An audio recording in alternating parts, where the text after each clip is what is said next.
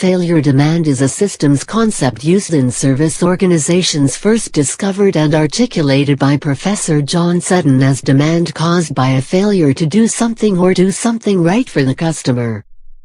Seddon makes the distinction between failure demand and value demand, which is what the service exists to provide.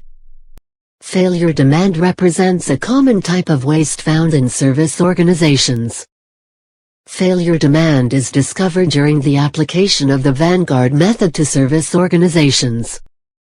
The concept was first used in Seddon's 1992 book, I Want You to Cheat, and again in his 2003 book Freedom from Command and Control. It has since been used by managers in service organizations and borrowed by systems theorists, authors and management consultants across the world.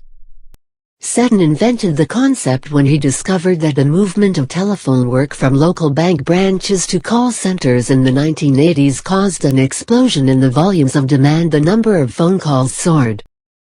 He found that the rise in call volumes was attributable to the creation of failure demand, that is, customers calling a second time because the bank had failed to solve their problem on the first call.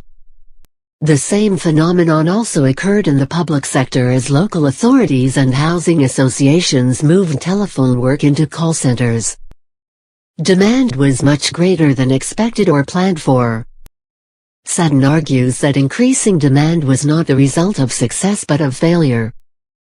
Seddon's work in local government shows that failure demand in such call centers can run as high as 80% of total demand. The concept of failure demand was adopted in 2008 by the UK Cabinet Office as one of 198 national targets for local authorities. The target was known as NI14 or avoidable contact. The announcement that the indicator would be scrapped came on April 1, 2010. The intention of the target was to cut costs by reducing avoidable contact between local government and its customers.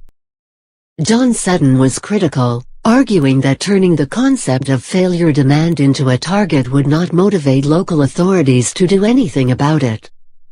Instead, he said, it would motivate them to underreport the amount of failure demand.